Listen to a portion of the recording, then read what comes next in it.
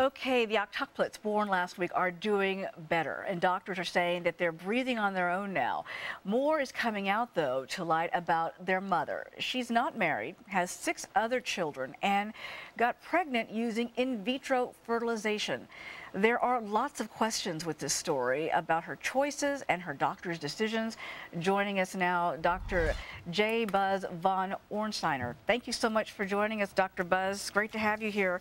Thanks for having me. I want to talk to you for a moment about the fact that we need to look at the woman's psychological profile in this regard. We are hearing that she wants to make anywhere between $2 to $3 million to sell her story and wants to be known as a child care expert at a time when she has 6 children before these babies were born under the age of 8. Yes. She is unemployed.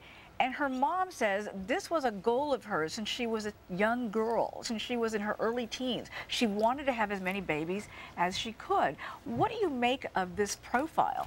Well, you know, there's a lot of questions, and as a psychologist, of course, I would have a lot of questions to ask her.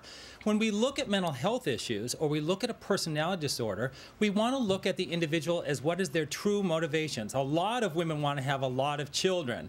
Maybe they want to have a lot of children because of their cultural and their religious background, or they have a need from being very young, as you state, to have a large family, or their grandparents want to have children. But when it becomes a situation where it's out of the norm or it's out of the ordinary, those are the situations we'd want to examine. Is her perception skewed? Does she truly have a need to be a loving, doting parent? Or are there secondary motivations that may feed into a narcissistic personality disorder, for example? Does she really want to have a large family, or does she really want to have her own reality show? Or does she want to write a book, or does she want to be viewed as an expert? Is it really to have children, or does this whole idea of having multiple children feed into her own idea of grandiosity, that she wants her ego fed by attention? And one way to do this is to have such a large family that then she has her own television show. That sounds more like a personality disorder if it's been ingrained since she was very young. So those are the questions I would be asking. The other thing is, we have to remember with a personality disorder that these people have true motivations, and those desires are very, very strong.